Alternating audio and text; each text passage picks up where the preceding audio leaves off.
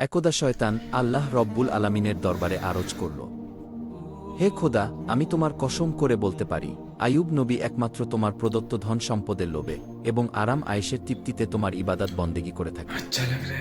যদি তার এই ধন সম্পদ ও সুখ শান্তি বিলীন হয়ে যায়, তাহলে সে একদিনও তোমার ইবাদতে লিপ্ত থাকবে না। হে খোদা, তুমি আমাকে আইয়ুব নবীর উপর হস্তক্ষেপ করার ক্ষমতা আমাকে দাও, আমি একটু দেখি তোমার আইয়ুব কতটা তোমার বিশ্বস্ত নবী। আল্লাহ রব্বুল আলামিন শয়তানকে জানিয়ে দিলেন, যাও, তোমাকে নবীর উপর হস্তক্ষেপ করার ক্ষমতা প্রদান করা হলো। তোমার যেভাবে ইচ্ছা সেভাবে নবীকে পরীক্ষা করে দেখতে পারো।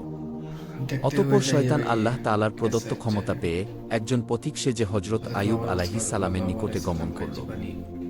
শয়তান আইয়ুব আলাইহিস সালাম এর নিকট গিয়ে নিজ দরিদ্রতার কথা প্রকাশ করে বলল, হুজুর, আমি একজন মুসাফির, আমাকে কয়েকদিন আপনার বাসায় থাকার অনুমতি প্রদান করুন। হজরত আইয়ুব আলাইহিস সালাম লোকটি সম্পর্কে সন্দেহ পোষণ করলেন, কারণ তার শরীর থেকে এক প্রকার তীব্র দুর্গন্ধ বের হচ্ছিল। তখন হজরত আইয়ুব আলাইহিস সালাম তার সেই আবেদন নাকচ করে দিয়ে বললেন, আমি তোমাকে কিছু টাকা পয়সা দিচ্ছি, তুমি অন্যত্র গিয়ে থাকার ব্যবস্থা করো। শয়তান হজরত আইয়ুব আলাইহিস সালামের এই ব্যবহারে খুবই ক্ষিপ্ত হল, তাই মলিন মুখে সেখান থেকে চলে আসল। এরপর সে চিন্তা করতে লাগল কিভাবে নবীর ক্ষতি করা যায়। অনেক চিন্তাভাবনা করে সে স্থির করল যে নবীর ফল বাগানে আগুন ধরিয়ে দিবে। যেই ভাবা সেই কাজ, একদিন সে নবীর ফল বাগানে গিয়ে আগুন ধরিয়ে দিল। শয়তানের লাগানো আগুনে অনেকগুলি ফল বাগান ভস্মীভূত হয়ে গেল। ফল বাগানের কর্মচারীরা দৌড়ে গিয়ে নবীর কাছে এই খবর পৌঁছাল। তাদের কাছ থেকে এই সংবাদ শুনে হজরত আইয়ুব আলাইহিস সালাম বললেন, আলহামদুলিল্লাহ, আল্লাহর সম্পদ আল্লাহ তাআলা নিয়ে গেছেন, এতে আমার চিন্তিত হওয়ার কোনো কারণ নেই। শয়তান যখন দেখল হজরত আইয়ুব আলাইহিস সালামের ফল বাগান ধ্বংস হওয়ার পরেও তিনি বিন্দুমাত্র বিচলিত হলেন না, তখন তার মনে আগুন ধরে গেল। অতঃপর সে আবার চিন্তা করতে লাগল, নবীর আর কি ক্ষতি করা যায়। পরের দিন শয়তান নবীর আস্থা বলে গিয়ে আগুন ধরিয়ে দিল, যাতে তার সমস্ত গবাদি পশু সমূলে বিনাশ হয়ে গেল।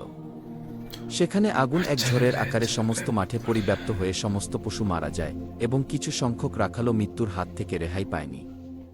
অন্যান্য রাখালগুলো এই খবর দ্রুত নবীর নিকটে পৌঁছে দিল। খবর শুনে হজরত আইয়ুব আলাইহিস সালাম আল্লাহর প্রশংসা করে বললেন, আল্লাহর সম্পদ আল্লাহ তাআলা নিয়ে গেছে, এতে আমার বিচলিত হবার কিছুই নেই। শয়তান যখন দেখল এত কিছুর পরেও নবী সামান্য মাত্র বিচলিত হচ্ছেন না, তখন তার মনে আরও আগুন জ্বলে উঠল। এরপর শয়তান নবীর আরও বড় ক্ষতি করার চিন্তা করতে লাগল। হজরত আইয়ুব আলাইহিস সালামের 12 জন সন্তান ছিল। তারা একজন ওস্তাদের নিকটে মক্তবে পড়ালেখা করার জন্য যেত।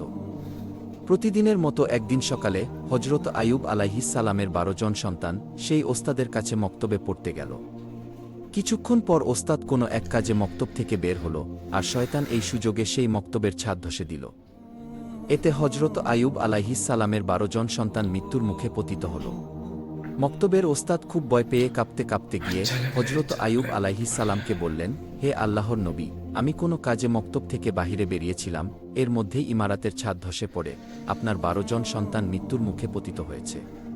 ওস্তাদের মুখে এইরূপ কথা শুনে হজরত আইয়ুব আলাইহিস সালাম পূর্বের ন্যায় আল্লাহর শুকরিয়া আদায় করে বললেন, আল্লাহর সম্পদ আল্লাহ নিয়ে গেছেন, এতে আমার বিচলিত হবার কিছুই নেই। শয়তান যখন দেখল সন্তানদের মৃত্যুতে হজরত আইয়ুব আলাইহিস সালামের ইমানে মোটেও দুর্বলতা আসলো না, তখন সে হিংসায় জ্বলে পুড়ে ছারখার হয়ে যেতে লাগল এবং সে আরও বড় ক্ষতি করার চিন্তা ভাবনা করতে লাগল। এদিকে হজরত আইয়ুব আলাইহিস সালামের দুশমনেরা নবীর এই পরীক্ষা দেখে খুবই খুশি হল। নবীর কর্মচারী ও চাকর বাকরেরা নবীর এই করুণ অবস্থা দেখে যে যেদিক পারল চলে গেল। নবীর ঘর বাড়ি, বাগান এবং আস্তাবল সবকিছু শূন্য হয়ে পড়ে রইল। এই সুযোগে শত্রুরা এসে সবকিছু লুট করতে শুরু করল। বিধ্বস্ত বাড়ির সব মালামাল তারা নিয়ে গেল, বাগানের বাকি সকল ফল ও ফসল নিয়ে তাদের মধ্যে কারাকারি আরম্ভ হল। এক কথায় হজরত আইয়ুব আলাইহিস সালাম এর আরামায়েশ, সন্তান সন্ততি এবং সকল ধনসম্পদ সপ্তাহকালের মধ্যে শেষ হয়ে গেল। হজরত আইয়ুব আলাইহিস সালামের 4 জন স্ত্রী ছিল, তাদের মধ্যে 3 জনই নবীর সাথে ঝগড়া করে এবং তর্কবিতর্ক করে বিদায় হয়ে গেল। বাকি রইল একমাত্র হজরত রহিমা আলাইহিস সালাম। তিনি নবীকে ছেড়ে যাবার পাত্রী নন, সব সময় তিনি নবীর সাথে সাথেই থাকতে লাগলেন। দেশের মানুষ নবীর নবুয়াতির দাবির প্রতি তুচ্ছ তাচ্ছিল্য ও উপহাস আরম্ভ করে দিল। কেউ কেউ বলল, আইয়ুব যদি আল্লাহর নবী হতো, তাহলে তার উপর এইরূপ গজব কেন নাজিল হল? সে আসলে কোনো নবী নন, মিথ্যা নবুয়াতি দাবির কারণে আল্লাহর গজব তার উপর নাজিল হয়েছে। এদিকে নবীর ভক্তদের মধ্যেও ভাঙ্গনের দেখা দিল। এইরূপ অবস্থা দেখে শয়তান তেমন খুশি হতে পারল না, কারণ সবকিছু শেষ হয়ে যাওয়ার পরেও হজরত আইয়ুব আলাইহিস সালামের মধ্যে কোনো পরিবর্তন আসল না। তিনি ভাঙ্গা ঘরের মধ্যে থেকে পূর্বের ন্যায় একই রকম মনোযোগ দিয়ে ইবাদত করে যাচ্ছিলেন। তিনি যেন তার এই বিশাল ধ্বংসযজ্ঞের কোনো খবরই রাখেন না। কোনো রকম হায় হুতাশ এবং আফসোসের চিহ্ন মাত্র তার মধ্যে পরিলক্ষিত হচ্ছিল না। নবীর এবাদত ঘরের সম্মুখ দিয়ে লোকজন যাতায়াতকালে বলতে লাগল, হে আইয়ুব, তুমি নবুয়াতের দাবি করে সমূলে ধ্বংস হয়ে গেলে।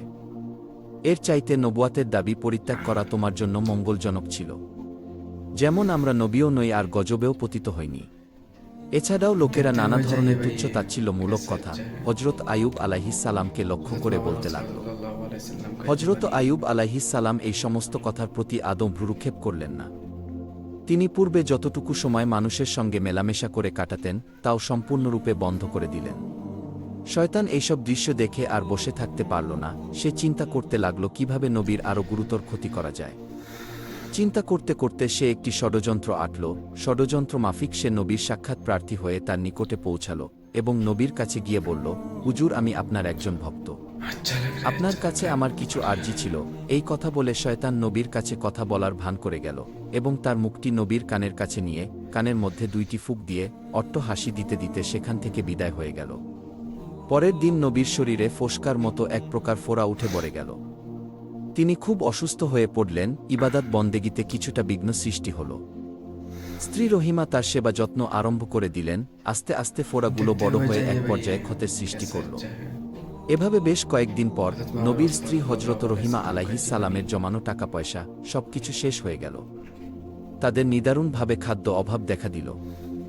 শুধু পানি পান করে নবী এবং তার স্ত্রী রহিমা কয়েকদিন অতিবাহিত করলেন, তারপরে আর ধৈর্য ধারণ করতে পারলেন না।